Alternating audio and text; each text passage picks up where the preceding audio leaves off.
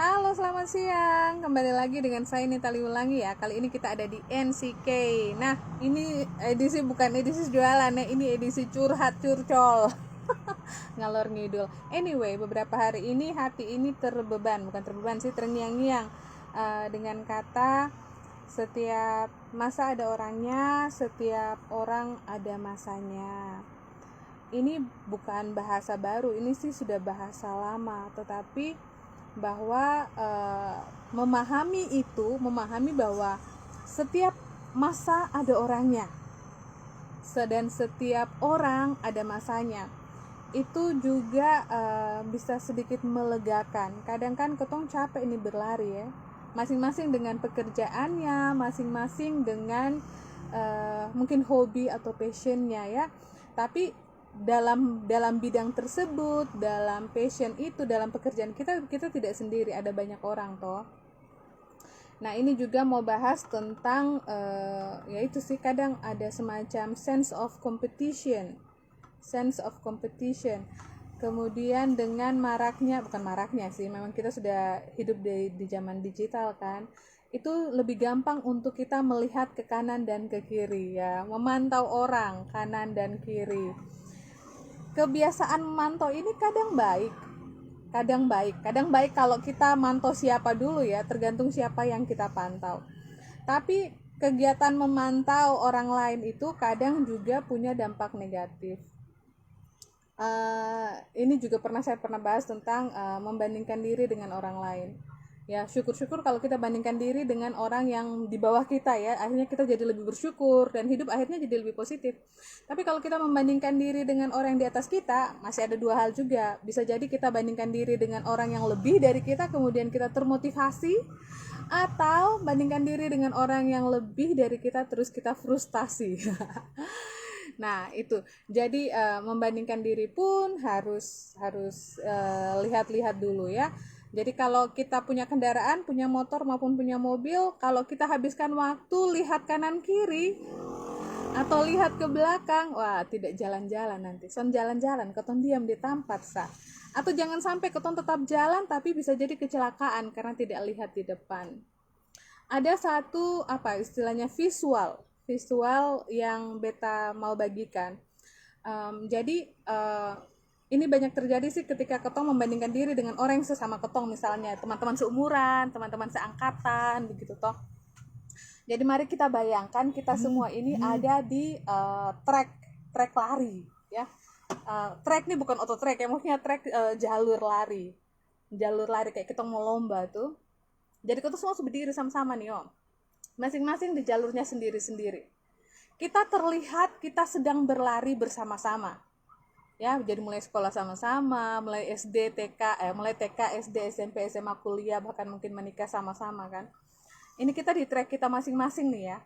Tapi satu yang kita semua harus percayai, yang kita semua harus imani adalah bahwa di setiap jalur yang sudah kita ambil, Tuhan menyediakan berkat yang berlimpah. Setiap orang ada bagiannya, setiap orang ada waktunya. Ya. Nah, setiap orang ada bagiannya, setiap orang ada waktunya.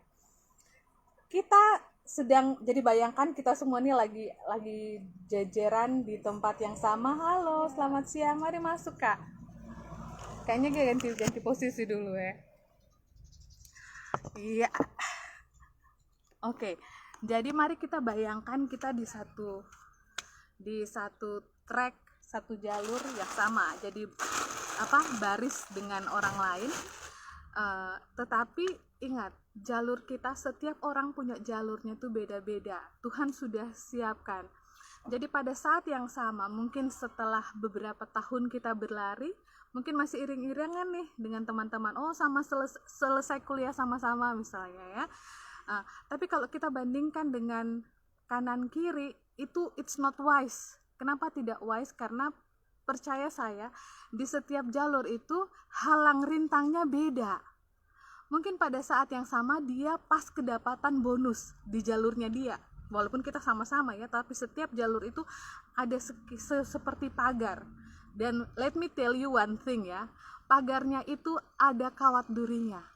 Jadi kalau kita habiskan waktu untuk mengintip, melihat apa yang terjadi dengan teman di sebelah, itu artinya kita dengan secara sengaja mendekatkan diri ke kawat duri. Yang kalau kita hati-hati nggak kena, ya. Yang kalau kita hati-hati berarti tidak kena kawat durinya. Tapi kalau kita tidak hati-hati, sambil lari, miring-miring di pagarnya orang yang ada kawat durinya, apa yang terjadi coba? Kita pasti terluka.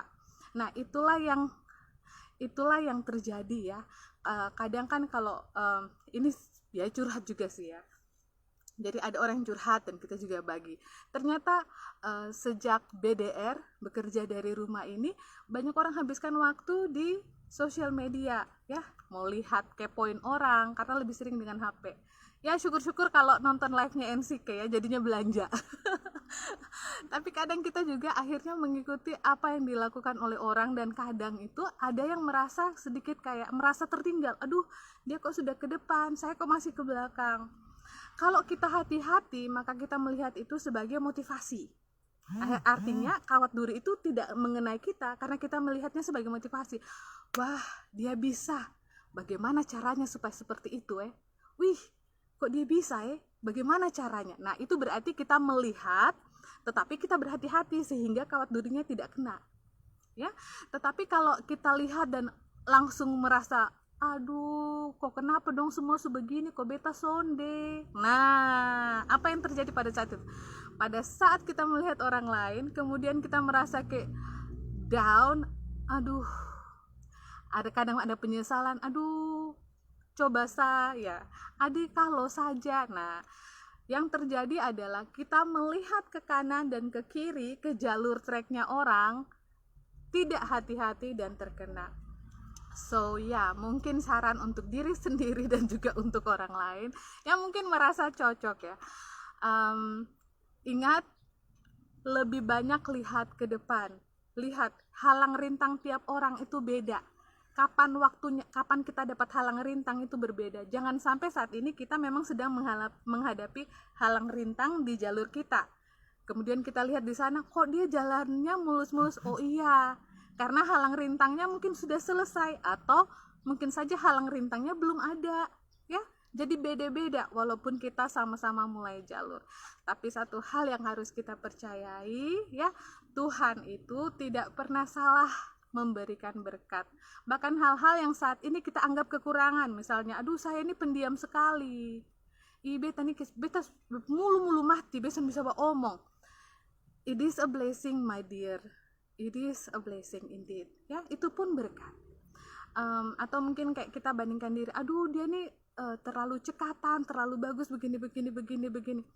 It can be ya, bukan hanya berkat, dia bisa menjadi kekurangan juga, bisa jadi kekurangan juga. So mari kita jangan terlalu banyak fokus. Boleh lihat kanan kiri, boleh ya, namanya kita kalau bawa mobil, bawa motor, mau lihat kanan kiri ya pastilah ya.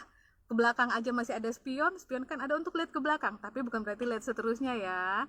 Oke, mau lihat kanan kiri, lihat apakah orang sudah lewat, sudah maju atau belum, itu juga boleh. Tapi ingat sekali lagi ya, di dalam trek kita lari itu ada kawat duri yang kalau tidak hati-hati bukannya jadi motivasi tapi menyakiti diri sendiri. So berhikmatlah ya, ada yang kekurangan hikmat silahkan minta di Tuhan ya, pasti Tuhan akan kasih. Minta hikmat bagaimana bisa lihat kanan kiri, menjadikan itu sebagai motivasi dan bukan bikin frustasi. So I think ya, untuk makan siang ini mungkin itu yang beta mau bagikan dengan itu satu kata yang dari dulu sekali kata-kata sulama tapi berapa 2-3 hari ini terngiang-ngiang terus. Setiap masa ada orangnya dan setiap orang ada masanya. Ini hanya beberapa kata sih, tapi buat yang mengerti pasti tahu artinya sangat dalam ya. Jadi jangan terlalu ngoyo, kalau orang Jawa bilang. Oke. Jangan terlalu ngoyo, kalau orang Jawa bilang sih jangan terlalu ngoyo, just do your part ya, just do your part. Dan satu yang Pak Pendeta Philip Mantova bilang, ini yang beta ingat, yang juga beta mau sharekan, dosa yang paling bodoh adalah iri hati. Karena sebenarnya kita itu sudah punya berkat yang sama. Apa yang kita butuhkan belum tentu, atau begini, apa yang ketong lihat kayak bagus di orang belum tentu pas di ketong. Oke, mungkin itu sah. Apa yang kelihatan bagus di orang lain belum tentu akan kelihatan bagus di ketong. So sometimes we want something that looks good on others, tapi kalau kita dapatkan itu belum tentu bagus, dan iri itu sebenarnya ya itu sih, mungkin di kalimat itu sih menurut Pak Pendeta Philip Mantova, karena beta suka dengar dia khotbah, iri hati adalah dosa yang paling bodoh, karena semua orang sudah punya sih. Misalnya ya semua berkat kita semua Tuhan sudah siapkan, Tuhan sudah bagikan. Yang menjadi tanggung jawab kita adalah menjaga damai sejahtera, yang Tuhan sudah kasih untuk ketong. Itu sih. So teman-teman semua, mari masing-masing kerjakan bagiannya, entah itu berlari, entah itu berjalan, apapun itu lakukan di track kita masing-masing yang Tuhan sudah sediakan. Ingat, halang rintang dan berkat setiap orang di setiap jalur itu beda-beda, and it's okay. Hati yang bersyukur akan membuka pintu selebar-lebarnya untuk menerima lebih banyak berkat. Dan hati yang bersyukur itu, ya, kalau mau bersyukur itu ada dua cara. Yang pertama, membandingkan diri dengan orang yang lebih di bawah kita, atau yang kedua, cukup lihat diri kita yang dahulu. Coba mari kita lihat diri kita 5 tahun yang lalu atau 10 tahun yang lalu. Pasti langsung bersyukur. Tuhan, dulu saya tidak punya ini itu, tapi Tuhan sekarang saya sudah punya. Kalau bukan karena kemurahan Tuhan, pasti saya tidak dapat. Atau Tuhan, dulu saya tidak bisa ABC, tapi puji Tuhan sekarang saya bisa melakukan ABC dan seterusnya. Itu pun karena kemurahan Tuhan. Nah, pola pikir semacam ini yang akan mengundang hati untuk jadi lebih bersyukur. Dan ketika kita bersyukur, ingat, pintu berkat dan pintu syukur itu satu. Pada saat kita bersyukur, itu pintu hati kita buka, naikkan syukur. Nah, itu pun pintu berkat. Jadi berkat yang Tuhan sudah siapkan buat kita kadang tidak bisa masuk karena kita tidak bersyukur. Jadi banyak-banyaklah mengucap syukur. Karena apa? Pada saat ucapan syukur keluar, pintu itu terbuka ke atas ya, berkat itu bisa masuk. So ya, untuk makan siang hari ini dari NCK ya, mari berlomba-lomba siapa yang paling banyak bersyukur ya. Bersyukur dengan fokus pada diri kita sendiri ya, jangan terlalu lihat kanan kiri, kurang enak. Oke, semoga memberkati. Bye-bye.